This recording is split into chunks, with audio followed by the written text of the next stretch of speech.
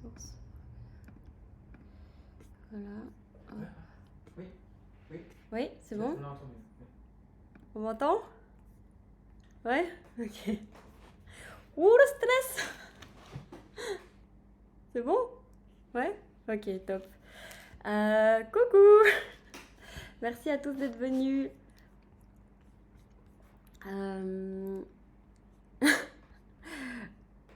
J'espère que vous allez bien. Je sais pas trop qui est là. En tout cas, il y a Pauline, il y a Moumi. Ok. Donc, comme j'avais annoncé, pour ce premier live, on va parler de ce qu'on appelle le Pumpkin Autumn Challenge. Et donc, le Pumpkin Autumn Challenge, c'est quoi? C'est en fait un challenge qui a chaque année. Et c'est une influenceuse qui s'appelle Guimauze, qui est un peu une influenceuse lecture sur YouTube, qui sort ça chaque année. Et comment ça se passe? Ben, elle sort en fait un thème global de l'année à l'automne. Donc ça commence généralement du 1er septembre jusqu'au 30 novembre. Donc on a 3 mois. Et coucou, oui. Et du coup, ben, elle donne souvent 4 catégories. Et dans ces catégories, il y a des sous-catégories.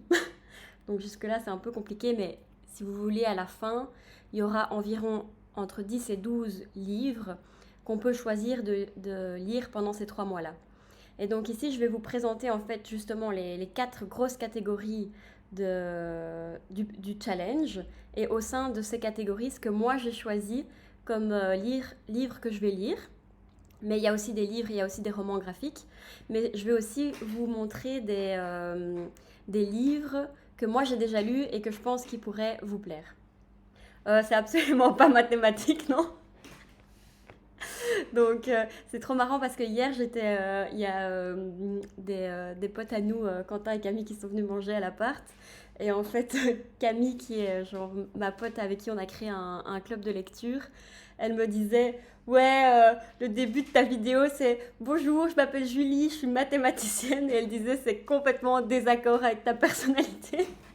Genre, j'avais complètement oublié que tu étais mathématicienne. Donc, oui, je suis mathématicienne, mais ici, on ne parle absolument pas de mathématiques. Enfin, quoique, il y aura un peu de livres un peu en rapport. Ok, donc donc, le thème global du challenge, ça s'appelle l'étrange cueillette. Donc vu qu'on est en mode automne, Halloween et tout ça, ben, fatalement c'est toujours des catégories un peu sur le thème de l'automne et d'Halloween. Et la première grosse sous-catégorie, c'est l'automne frissonnant.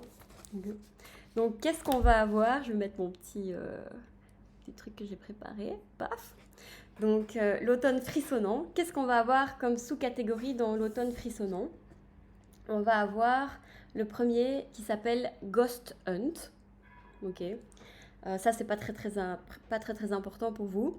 Mais au sein de Ghost Hunt, on a comme mot-clé, c'est chasse aux fantômes. Et donc moi, en fait, je cheat, donc je triche déjà dès le premier bouquin. Vu que j'ai pas choisi de lire un livre pour cette catégorie, j'ai choisi de jouer à un jeu vidéo sur la Nintendo Switch qui s'appelle Luigi's Mansion, où en fait le but du jeu c'est justement de chasser des fantômes. Donc du coup, exactement, donc Ghost Hunt, chasse aux fantômes. Et donc moi je triche, donc je vais jouer à un jeu vidéo qui consiste à chasser des fantômes.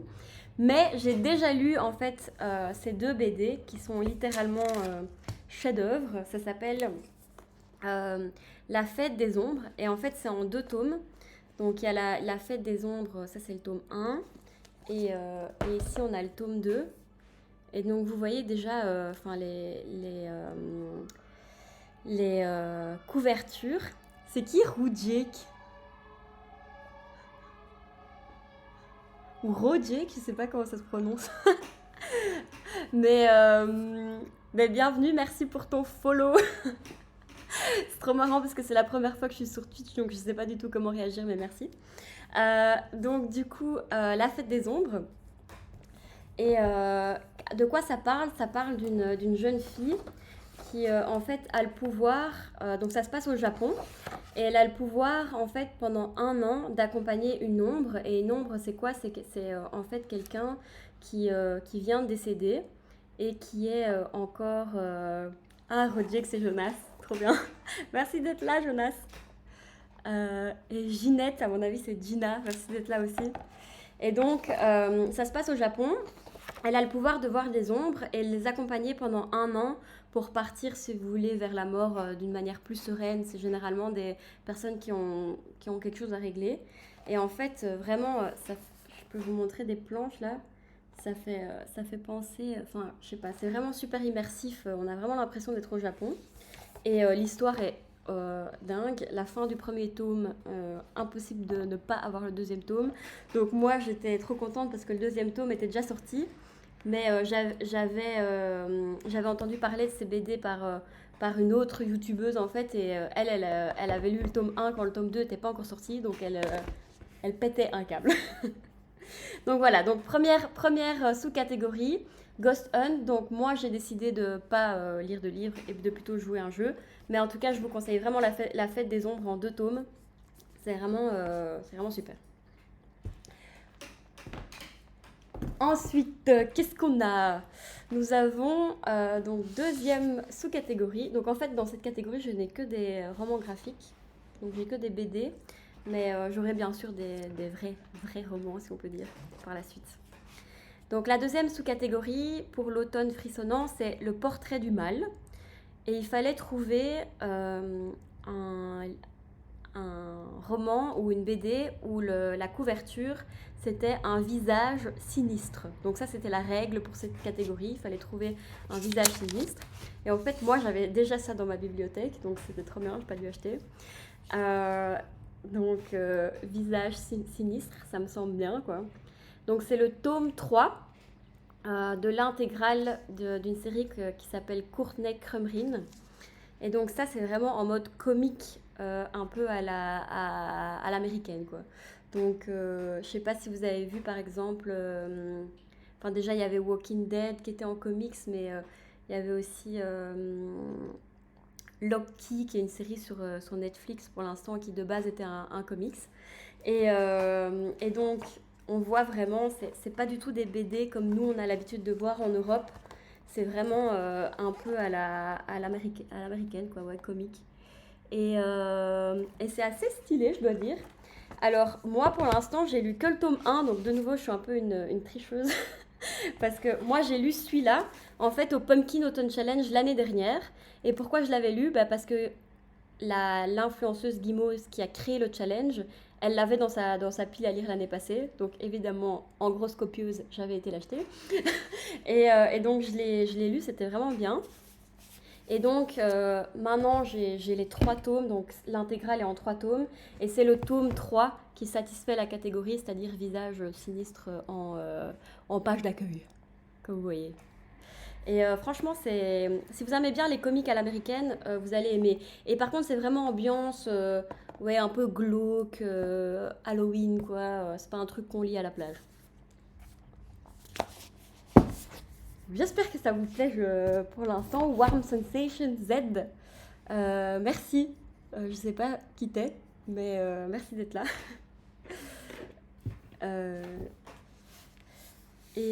Ok. Maintenant, on passe donc à la 3e sous-catégorie, qui est les Sakuma Drops au milieu des lucioles. Donc, si ça vous dit pas quelque chose. Donc les mots-clés, c'était historique, drame, biographie, mémoire, frères et sœurs. Et en fait, j'ai trouvé ça à la bibliothèque de Flagey, donc qui est une magnifique bibliothèque. Si vous habitez Bruxelles et que vous n'y avez pas encore été, go foncez, c'est une magnifique bibliothèque. Bibliothèque, je raconte n'importe quoi. Magnifique librairie. Et donc, ça s'appelle Celle qui parle. Et là, pour le coup, je vais vous lire la 4e de couverture, parce que c'est vraiment une historique dans le sens où c'est une histoire vraie. Et donc, biographie, mémoire, historique.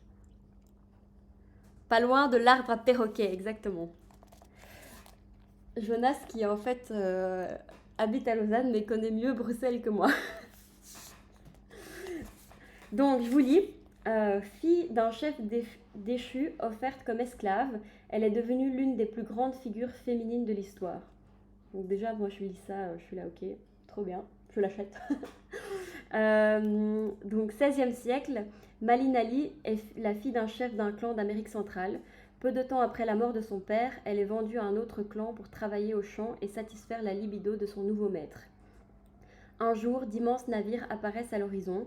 Commandé par Hernán Cortés, obsédé par la recherche d'or, le conquistador repère Malin Ali et son don pour les langues. Elle sera son interprète et un des éléments clés de ses espoirs de conquête. Elle sera également celle qui aura le courage de dire un mot interdit aux femmes de son époque, non. Au-delà de la légende, voici l'histoire de la Malinche, vivante, jeune, inexpérimentée, souvent dépassée par les événements, mais avant tout humaine. Donc moi, je connais pas du tout l'histoire. Ouais, fameux budget, en effet.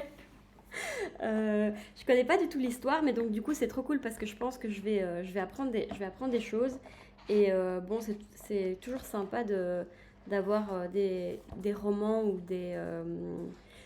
ouais, La passion n'a pas de prix, exactement. Des romans ou des BD qui parlent de l'histoire des femmes, en fait, parce que c'est... Exact, ouais, c'est en un tome. Donc on a toute l'histoire en un tome, donc ça c'est trop bien. Donc c'est quand c'est en un tome et que c'est plus gros comme ça, généralement on dit pas BD, on dit roman graphique, mais voilà, c'est juste une histoire de vocabulaire. Et moi je trouve que les dessins sont assez sympas, c'est assez original en fait. C'est pas des trucs faits. Enfin, ça reste encore, je pense, des dessins plus ou moins à la main. Enfin, je m'y connais pas trop en dessin, mais voilà, je trouve que ça a l'air vachement bien. Donc on va apprendre des choses et voilà, on va passer un bon moment. Et justement, le but de ce challenge, c'est vraiment de développer la culture, enfin que les gens s'intéressent plus, enfin lisent beaucoup ou aillent voir des films ou des pièces de théâtre, etc. Parce qu'en fait, le challenge n'est pas juste désigné au livre, quoi. Et donc c'est cool pour promouvoir la culture. Mais, donc tout ça, j'ai pas lu, à part La Fête des Ombres que je vous conseille trop. Mais donc un autre que j'ai lu et que je vous conseille dans une certaine mesure, c'est Anaïs Nin, qui est en fait de nouveau un roman graphique sur la vie d'Anaïs Nin, qui a quand même une personnalité importante, connue en tout cas. Et donc je vous lis: plusieurs fois déracinée, Anaïs Nin a grandi entre deux continents, 3 langues et peine à trouver sa place dans une société qui relègue les femmes au second rôle. Elle veut être écrivain et s'est inventée depuis l'enfance une échappatoire, son journal. Il est sa drogue, son compagnon, son double, celui qui permet d'explorer la complexité de ses sentiments et la richesse de sa sensualité. Moi, pour être honnête, j'ai bien aimé l'histoire, j'ai pas trop aimé les dessins en fait. Mais par contre, je connais des gens qui sont trop fans des dessins parce que c'est vrai que les couleurs et tout sont belles. Mais donc, si les dessins vous plaisent, l'histoire est vraiment bien et on apprend aussi pas mal sur ce personnage. Par contre, si comme moi, vous avez un peu du mal avec le graphisme, bah du coup, je vous le conseille pas trop. Heureusement, Julie a quelques mécènes éclairés. Ouais, donc évidemment, Bohemian Rhapsody, mon mécène principal.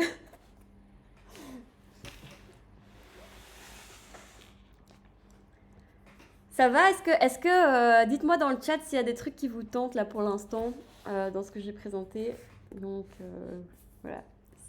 Et si jamais évidemment vous êtes près de moi, je pourrais évidemment vous les prêter.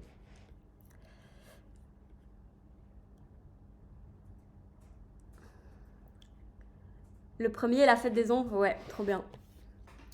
Ouais, en plus celui-là c'est vraiment une valeur sûre parce que je les ai déjà lus. Ouais. Donc si tu veux les références, carrément, j'ai tellement de livres sur cette table. D'ailleurs, il y en a un qui vient de chuter. Donc si tu veux la référence, c'est La Fête des Ombres. La Fête des Ombres. Et c'est Atelier Sento.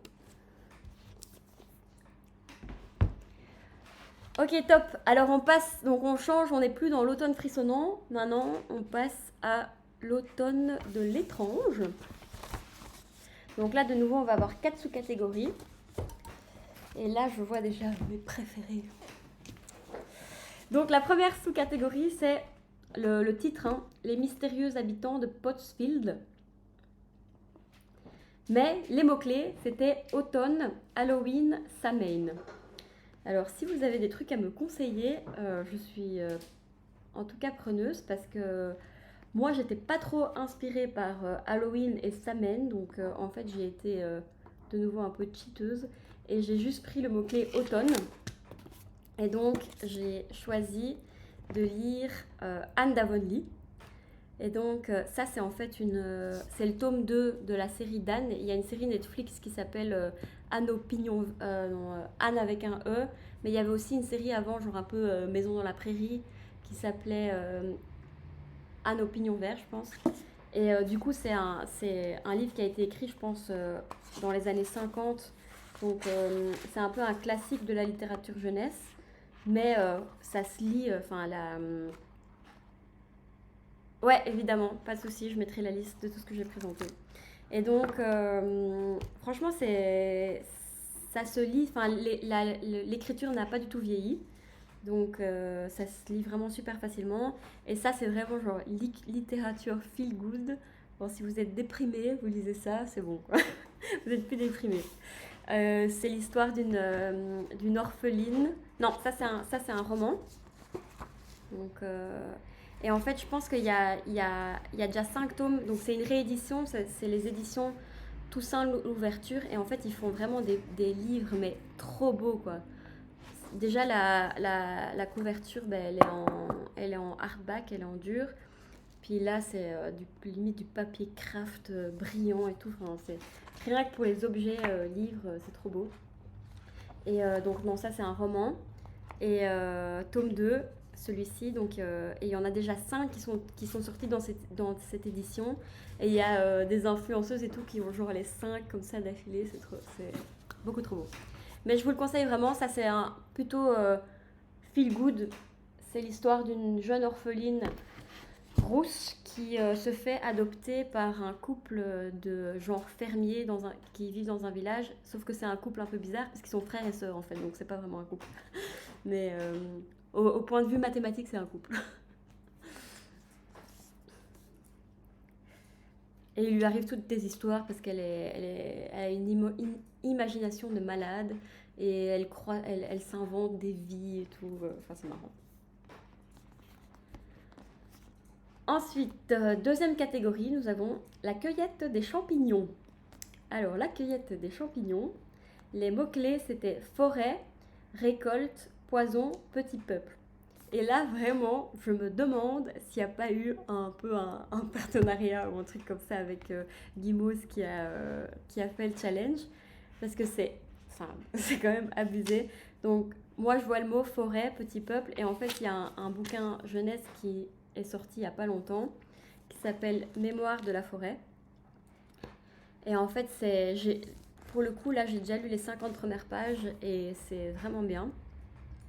Mais c'est vraiment de la littérature jeunesse, quoi, je dirais. Le public cible, c'est entre 10 et 15 ans, quoi. Bon, mais moi, je suis encore un enfant dans ma tête, donc ça me va très bien. Mais donc, c'est des petits animaux qui vivent dans la forêt. Et en fait, il y en a un qui se rend compte qu'il a la maladie de l'oubli-tout. Et en fait, c'est une métaphore par rapport à l'Alzheimer. Et donc, c'est tout un bouquin, en fait, sur le fait que cette taupe a l'Alzheimer et oublie tous ses souvenirs, il oublie toute sa vie et tout. Mais à l'intérieur, il y a aussi des illustrations en couleur qui sont trop belles, je trouve. Enfin, en fait, de nouveau, juste le livre, il est trop beau, quoi. Voilà, et j'ai lu les 50 premières pages, ça se lit super facilement, évidemment, parce que c'est de la littérature jeunesse. Ensuite, nous avons Soit vent, rêve, cendre et néant. Alors là, les mots-clés, c'était conte gothique, sorcière, sauvetage, disparition. Et vraiment, ça, c'est la vie, ces bouquins. Enfin, quand j'ai découvert ça la première fois, ben, j'y étais témoin, je suis devenue complètement tarée. Donc, c'est-à-dire que il faut savoir que je suis une grande fan d'Harry Potter, mais vraiment méga fan. Et j'ai découvert, donc il y a un an et demi, la série qu'on appelle Nevermore. Et c'est une nouvelle série. Et c'est écrit par une autrice australienne, je pense, qui s'appelle Jessica Townsend. Et juste, j'ai lu le premier tome et j'avais vraiment l'impression de lire un truc à la Harry Potter, mais complètement différent. Mais de nouveau, d'avoir la même sensation de je rentre dans un autre monde et tout, c'est incroyable, hyper travaillé, enfin, avec des petits détails qui entre les tomes se regroupent et tout, vraiment trop trop bien.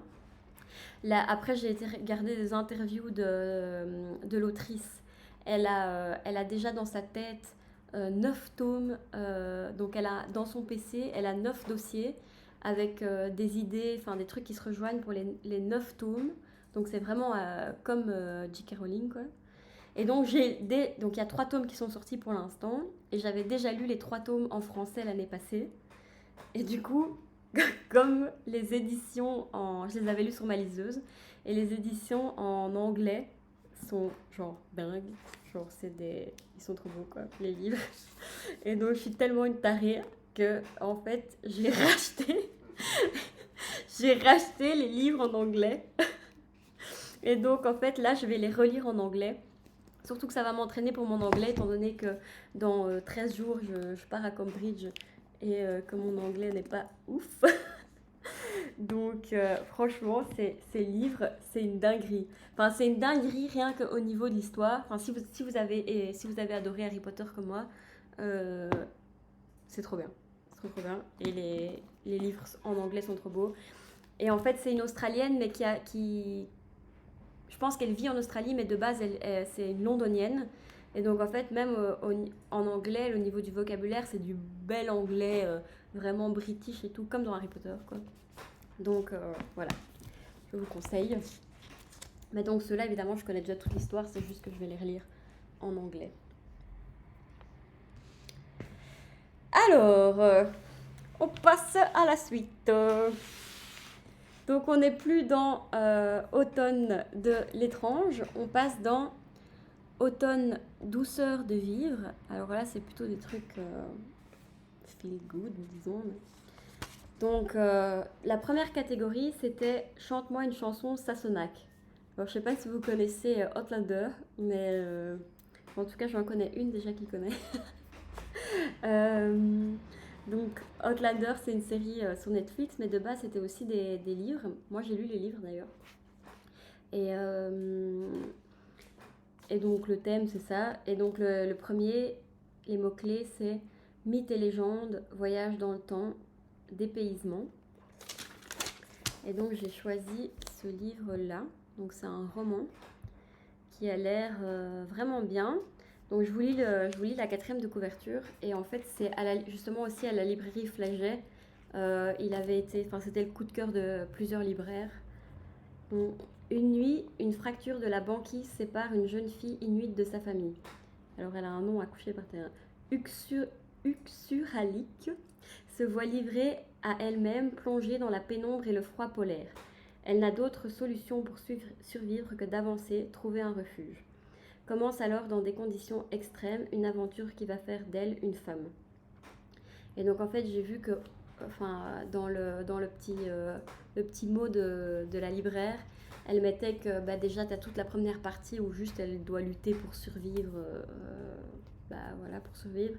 Et puis après, vraiment, elle se retrouve dans un clan et comme c'est une femme, toutes les joyeusetés auxquelles on peut s'attendre. Et apparemment, c'est vraiment un magnifique, magnifique roman. D'ailleurs, on voit Révélation romanesque de 2019, prix de roman Fnac, prix libre à nous. Puis alors, tu n'as que des éloges de revues littéraires. Donc voilà, ça s'appelle De pierre et d'eau.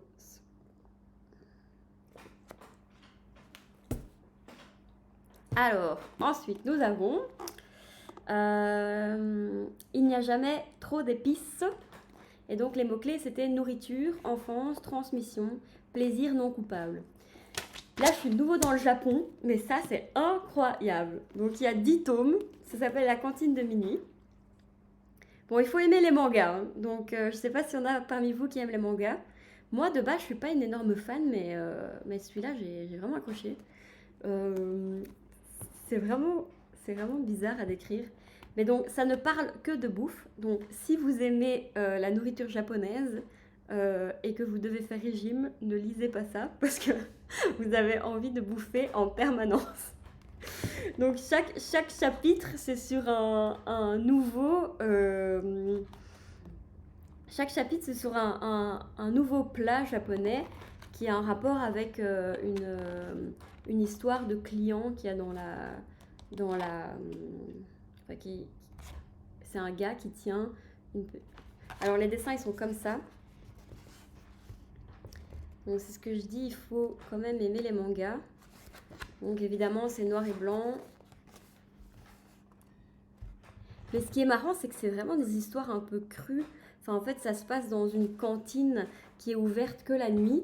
Et donc du coup les clients c'est genre un peu des comment on les appelle, des yakuza, des prostituées, enfin tous des gens un peu de mauvaise vie quoi. Et en fait à chaque chapitre c'est en rapport avec un plat japonais et un client qui vient dans la cantine. Et je vous dis, moi je suis pas fan de manga, mais j'ai vraiment bien accroché. Et il y a 10 tomes, donc c'est que le truc a quand même du succès. Donc moi j'ai déjà lu les 2 premiers, et donc pour le challenge je vais lire le tome 3.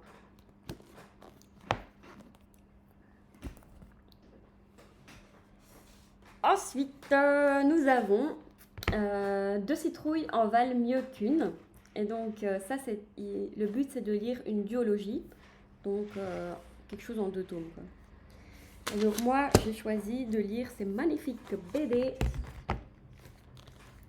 Les guerres d'Albert Einstein. Parce que du coup, en fait, je suis mathématicienne, mais je connais pas trop la vie d'Einstein.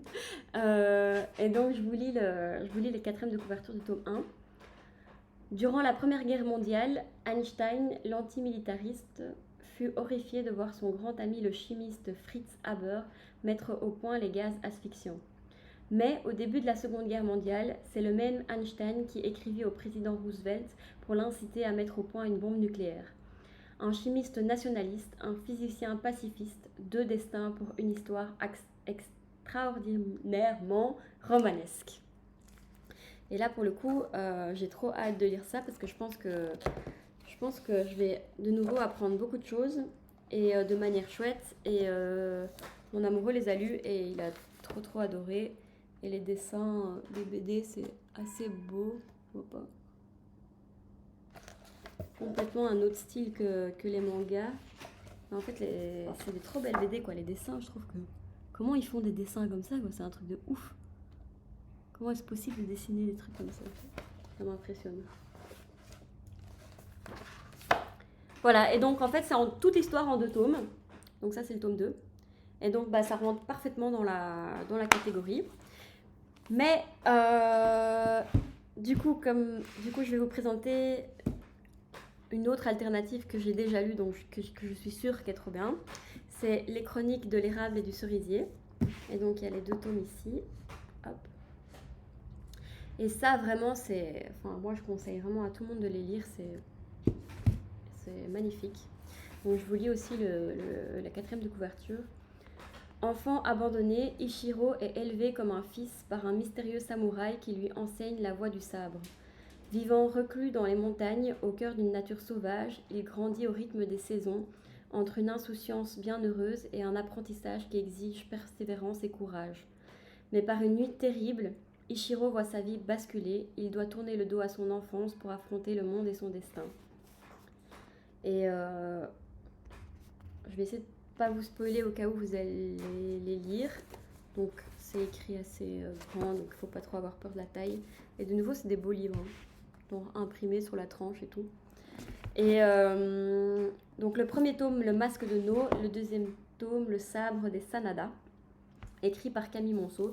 Et en fait, c'est ça qui est marrant, c'est que c'est écrit par une Française Mais alors, quand vous lisez ça, vous avez vraiment l'impression d'être au Japon. Enfin, moi, j'ai jamais été au Japon, mais je veux dire, elle décrit les paysages. Et puis, ça passe vraiment du Japon où le petit, là, il est vraiment dans la forêt où il n'y a rien. Il a du mal à manger, à se chauffer, etc. Puis tout d'un coup, il va être propulsé dans la ville. Puis dans la ville, c'est vraiment des... un peu des... Comment on dit encore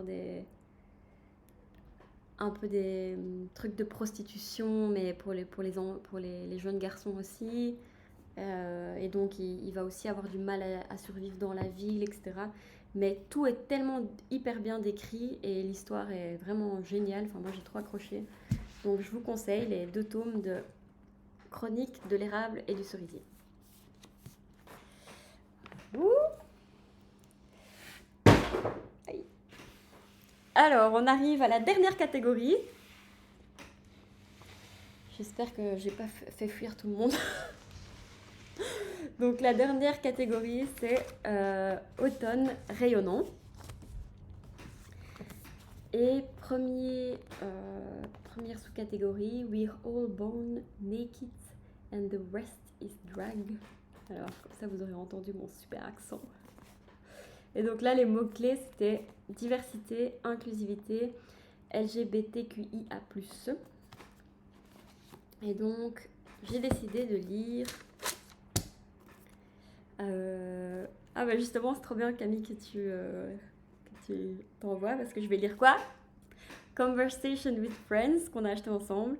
Donc c'est un livre de Sally Rooney et donc c'est en anglais celui-là et mais ils sont traduits en français et vraiment elle a une plume si vous avez du mal à lire en anglais et que vous avez envie de vous améliorer en anglais, franchement, je vous conseille les livres de cette autrice parce que c'est une Irlandaise et elle écrit super bien, mais de manière facile à comprendre.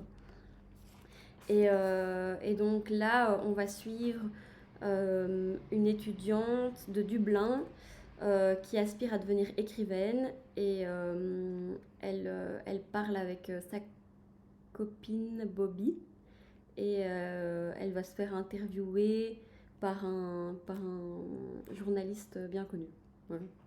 Mais en tout cas, juste, c'est parce que on a lu justement avec notre club de lecture, on a lu Normal People de la même autrice et il était génial ce livre, complètement inattendu parce que, j'avais donc en anglais aussi et je sais pas comment expliquer, ça saute comme ça de période. On suit en fait un couple qui se rencontre au lycée, mais après on les suit pendant plusieurs années et ça saute à chaque fois de 6 mois.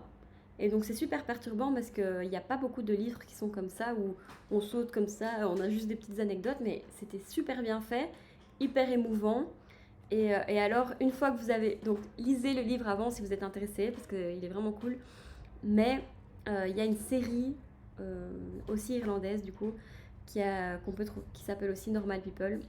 C'est en 8 épisodes de 30 minutes donc c'est pas très long. Et la série aussi, les 2 acteurs sont incroyables. Donc vraiment, donc les 2 de Sally Rooney, je vous recommande. Je peux vous recommander aussi en LGBTQIA+, les BD Heartstopper. Ça, c'est une mignonnerie sans nom. Donc, c'est l'histoire entre... donc, c'est écrit en énorme. Ça aussi, c'est en anglais. Vraiment, donc du coup, c'est un tome. Ça se lit en genre 20 minutes. Mais c'est trop mignon. C'est l'histoire de deux garçons qui se rencontrent au lycée, qui tombent amoureux et ils ont des petites histoires et tout, mais vraiment c'est super mignon. Donc de nouveau, si vous êtes par exemple déprimé, vous lisez ça, vous êtes plus déprimé. La catégorie suivante, c'est le don des Merry Week. Et donc les mots-clés, c'était bienveillance, amour de soi, aider son prochain, relation, guérison. Moi, je vais lire ça qui est un peu triché parce que j'ai plutôt dit que ça avait l'air feel good et tout. Donc, ça, c'est une histoire, je pense, c'est en anglais de nouveau. Et j'aime bien l'autrice en fait donc Colleen Hoover, c'est une autrice américaine super connue. Et j'aime bien l'autrice, du coup je me suis dit que j'allais lire ça. Je pense que c'est vraiment un roman, petite histoire amour, feel good. Mais c'est un peu triché parce que c'est pas vraiment dans la catégorie. Mais par contre, je peux vous... Et d'ailleurs, l'autrice là, Colleen Hoover, si jamais vous cherchez un bon thriller, il faut absolument que vous lisiez Verity de cette autrice. C'est un thriller vraiment génial qui va... Vous allez plus réussir à vous arrêter de lire en fait. Par contre, je peux vous conseiller, que j'ai déjà lu, La confiance en soi de Charles Pépin. Donc c'est un livre plutôt développement personnel. Et en fait, Charles Pépin, c'est un prof de philo français. Et ouais, un délire, vérité. Et donc, il a écrit plusieurs livres. Donc, La confiance en soi, c'est un, mais il a aussi écrit Une rencontre. Il a écrit Les vertus de l'échec. Et je sais pas comment vous expliquer, mais c'est du développement personnel super facile à lire. Ça fait vraiment réfléchir. C'est pas ennuyant. On a tendance à se dire c'est un prof de philo, donc ça va être chiant, mais en fait, pas du tout. Et ça vaut vraiment la peine parce qu'on apprend aussi beaucoup de choses sur soi et sur comment on fonctionne. Donc la confiance en soi, je vous le conseille vraiment. Mais de manière générale, si vous n'avez pas envie de lire, le Charles Pépin là en question, il fait un podcast qui est gratuit sur Spotify. Et ça s'appelle Charles Pépin, une philosophie pratique. Et en fait, il prend à chaque fois un sujet. Et pendant 30 minutes, il va vraiment creuser ce sujet d'un point de vue un peu philosophique et développement personnel. Et il va donner des clés pour vivre dans certaines situations, etc. Mais il est tellement passionnant, ce gars. Enfin, on écoute 30 minutes, mais on a l'impression qu'il n'y a que 5 minutes qui sont passées. Donc si vous aimez bien les podcasts, je vous conseille vraiment de regarder sur Spotify. Donc Charles Pépin, une philosophie pratique. Et je viens de voir sur Facebook qu'il a créé un autre podcast qui sont les lundis philo de Charles Pépin. Et donc je pense que ça, les lundis philo, c'est des podcasts plus longs. Mais c'est le même gars, hyper chouette à écouter. Enfin, il a une voix hyper bien, il parle trop bien, enfin bref. Et dernier truc que je peux vous conseiller, que j'ai vraiment adoré, c'est la BD Malgré tout. Et là, pour le coup, c'est le méga coup de cœur parce que je trouve que c'est la plus belle BD que j'ai jamais lue en fait. Donc, les dessins sont trop beaux. Donc, les dessins sont. Enfin, moi, j'adore vraiment ces dessins. L'objet livre est trop belle, l'histoire est magnifique, c'est original parce qu'ils abordent en fait une histoire d'amour, mais d'un point de vue vraiment complètement original. Donc si je peux vous conseiller une BD, c'est vraiment celle-là. Donc maintenant, je commence à avoir pas mal de BD dans ma bibliothèque et c'est vraiment celle-là que je préfère. Et on arrive au dernier roman graphique du coup que je voulais vous présenter aujourd'hui. Et donc la catégorie c'était You Cannot Eat the Money. Et les mots-clés c'était écologie, anticipation, science-fiction et post-apocalyptique. Et c'est un roman graphique dont tout le monde parle un peu. Ça s'appelle Le Monde sans fin de Jean Covy. Et donc Jean Covici, pardon. Et donc Jean Covici, c'est un scientifique qui est un français qui est un peu considéré comme l'expert climat un peu pour l'instant. Et donc il a écrit cette BD. Et donc c'est vraiment une BD sur le climat et tout le monde en parle comme quoi c'est vraiment bien fait. Donc là c'est un peu un autre délire, c'est pas des belles BD, enfin moi je trouve que c'est pas vraiment des belles BD, c'est plutôt des BD pour apprendre comme la BD par exemple sur Sapiens. Mais vous voyez les dessins sont pas ouf, mais je pense que c'est plutôt, c'est une BD vraiment enseignement disons. Avec, mais ça a l'air super. Donc non celui-là je l'ai pas encore lu. Donc c'est juste que je sais que tout le monde en parle et tout le monde dit que c'est super. Enfin, il y a un peu vraiment un engouement pour cette BD. Mais donc, je ne l'ai pas encore lu. Je pense que je vais apprendre beaucoup avec cette BD. Donc voilà, un monde sans fin. Enfin, le monde sans fin. Sur le climat et le réchauffement climatique. Et donc, voilà, ceci va terminer mon live. Sauf si vous avez encore des trucs à dire dans le chat. Si si vous avez des questions, si vous avez des recommandations pour moi. Ou si vous avez juste envie de lâcher une petite blague. Ouais, sans doute que le dernier, c'est un peu... Enfin, je dirais pas déprimant, mais sans doute alarmiste, quoi.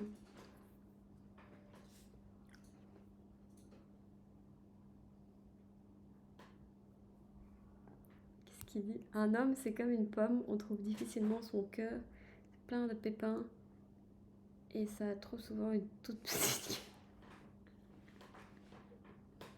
Qu'est-ce qu'il raconte? En tout cas, merci beaucoup à tous d'être venus. C'est super gentil de votre part. Et j'espère quand même que je vous aurai donné envie de lire quelques livres et quelques BD. Et donc, du coup, ouais, je vais... Ouais, c'est fini déjà. Enfin, ça fait quand même 40 minutes, donc j'ai pas envie de vous assommer non plus. Mais en tout cas, ouais, je vais vous donner la liste de tout ce que j'ai présenté. Comme ça, vous pouvez... ouais, donc la liste, je vais vous l'envoyer... Enfin, je pense que... Enfin, je vais vous l'envoyer, quoi. Je pense que tous ceux qui étaient ici, je vous connais. Donc du coup, je vous envoie la liste avec toutes les références.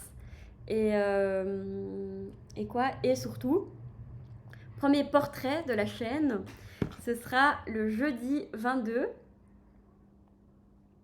je pense, si j'ai confirmation dans le chat. Jeudi 22 à 18h. Et donc, ça va être cool. On sera une discussion portrait un peu en mode podcast, tranche de vie. On va parler du Canada, on va parler d'écologie, on va parler de voyage. Donc la prochaine, du coup, ce sera donc la première vidéo portrait tranche de vie, donc jeudi 22 à 18h.